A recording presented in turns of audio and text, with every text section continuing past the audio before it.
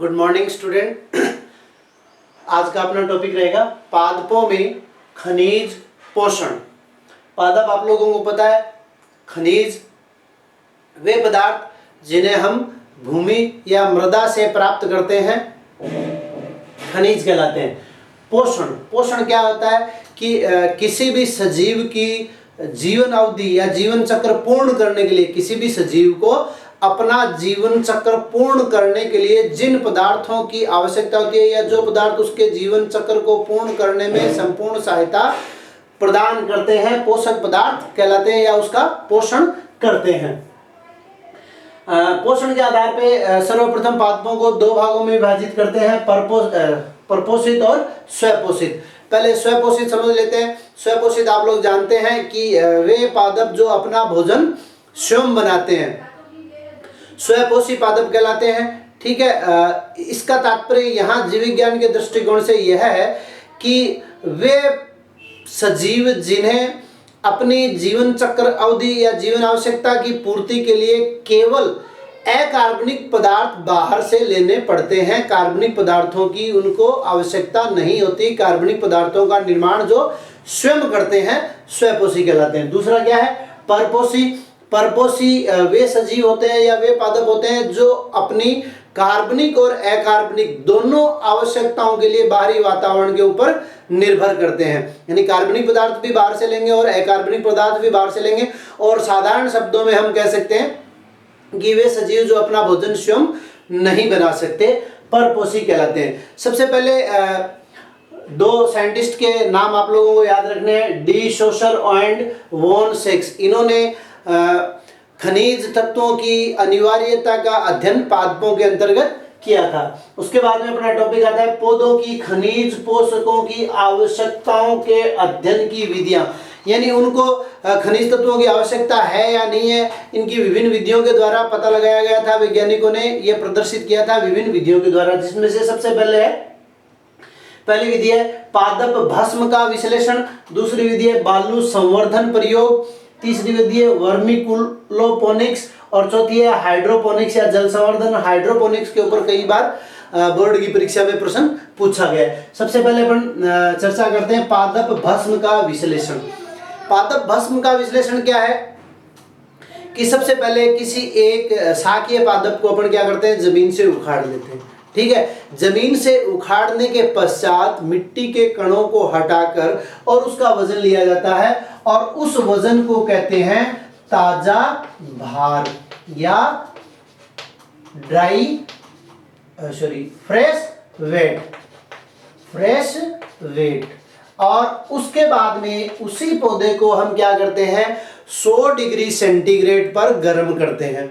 100 degree centigrade पे गर्म करने का मतलब क्या होगा कि उसमें जितनी भी जल की मात्रा होगी वो जल की मात्रा क्या होगी, वाष्प बनकर उड़ जाएगी और अब क्या बचेगा उसमें, केवल कार्बनिक और अकार्बनिक पदार्थ। और उसके पश्चात उसका वेट लेते हैं, उस वेट को कहते हैं शुष्क भार।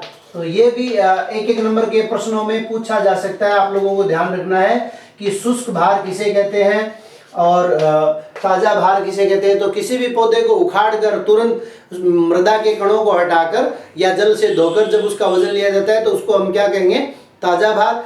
और उसमें से जल की मात्रा को हटाकर यानी भाप बनाकर उड़ा देते हैं, 100 डिग्री सेंटीग्रेड पे उसको गर्म कर लेते हैं। उसके पश्चात जो उसका भार बचता है उस भार को अपन कहते हैं शुष्क भार।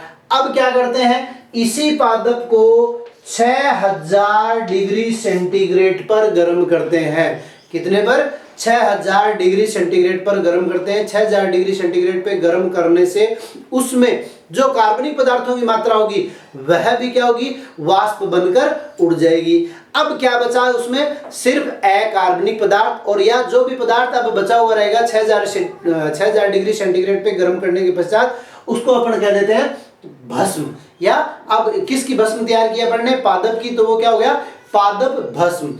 उस पादप भस्म का विश्लेषण करने पर अपने को पता चलता है कि उस भस्म में कौन कौन से अकार्बनिक पदार्थ उपस्थित हैं। ये आगे अपन चर्चा करेंगे कि जो अनिवार्यता का अध्ययन है पादपों के अंदर तत्वों की, उनको 18 तत्वों की आवश्यकता होती है।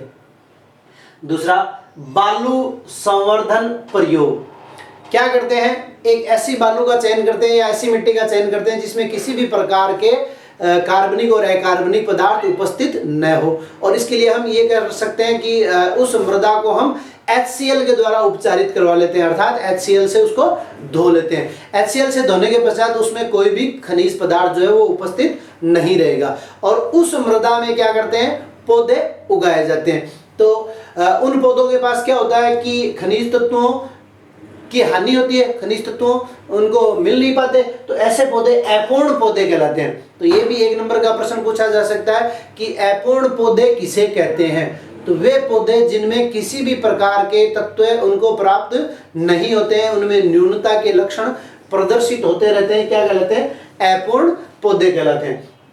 तो यहाँ क्या करते हैं, उस मृदा में जिसमें किसी भी प्रकार का कोई खनिज तत्व उपस्थित नहीं है, पौधों को उगाया जाता है और फिर उस मृदा में एक एक करके तत्व डाले जाते हैं, जिससे कि न्यूनता के जो लक्षण है वो दूर होते जाते हैं, और इस प्रयोग को क्या कहते हैं, बालू संवर्धन प्रयोग। वर्मीकुलोपोनिक्स, तीसरी जो अपनी विधि है वर्मीकुलोपोनिक्स, ये बालू संवर्धन की एक विस्तारित विधि है, जिसके अंतर्गत क्या करते हैं, वर्मीकुलाइट नामक पदार्थ को पीसकर और उसकी मृदा बना लेते हैं, जिससे कि अभी जैसे अपन ने बात की बालू का संवर्धन की, तो बालू का संवर्धन में हो सकता है HCl से अपन उपचारित करते हैं, फिर भी असावधानीवश कोई न कोई खनिज तत्व हो सकता है उसमें उपस्थित रह जाए। लेकिन यहाँ आपने को पता है वर्मीकुलाइट जो है उसमें कोई भी खनिज पदार्थ उपस्थित नहीं है, उसको पीसकर मृदा बनाकर और उसमें पौधे लगाकर और क्या करते हैं, तत्वों की अनिवार्यता का अध्ययन किया जाता है। यह विधि कहलाती है वर्मीकुलोपोनिक्स। और लास्ट और सबसे इंपॉर्टेंट, जिसके बारे में कई बार बोर्ड की परीक्षा में प्रश्न पूछा गया, हाइड्रोपोनिक्स। हाइड्रोपोनिक्स या जल संवर्धन एक ही बात है। तो यहाँ हम क्या करते हैं, जलीय पौधे का प्रयोग करते हैं, और जैसा कि ऊपर डी शोशर और वॉन सेक्स ने बताया था कि जो जो तत्व, जिन जिन तत्वों की पादपों को आवश्यकता होती है, उन 17 तत्वों को अपन ले लेते हैं, और यहाँ क्या करते हैं, अपन बीकर तैयार करते हैं। ठीक है, 17 बीकर तैयार करते हैं और उनमें जलीय पादप लगा के, और फिर क्या करते हैं, प्रत्येक बीकर में क्या करेंगे, एक एक तत्व की कमी कर देंगे। ठीक है, जैसे मान लीजिए इसमें अपन ने कैल्शियम हटा दिया, इसमें मैग्नीशियम हटा दिया, बाकी 16 तत्व है, यहाँ बाकी 16 तत्व है, यहाँ कैल्शियम डाल दिया लेकिन मैग्नीशियम हटा दिया, यहाँ क्लोरीन हटा दिया। ठीक है, इस प्रकार से अलग अलग बीकर में 16 तत्व लेके, और जो एक तत्व की कमी रखते हैं उस तत्व की कमी के प्रभावों का अध्ययन यहाँ पर किया जाता है। इस विधि को क्या कहते हैं, जल संवर्धन या हाइड्रोपोनिक्स। ये एक छोटा सा टॉपिक था, मैं आशा करता हूँ आप लोगों को समझ में आया होगा, और कोई भी आपके सुझाव है तो वो आप कमेंट्स में दीजिए, और मेरे चैनल को लाइक और सब्सक्राइब कीजिए, ताकि मुझे और ज़्यादा मोटिवेशन मिले, मैं और अच्छा वीडियो आप लोगों के लिए बना सकूँ। धन्यवाद।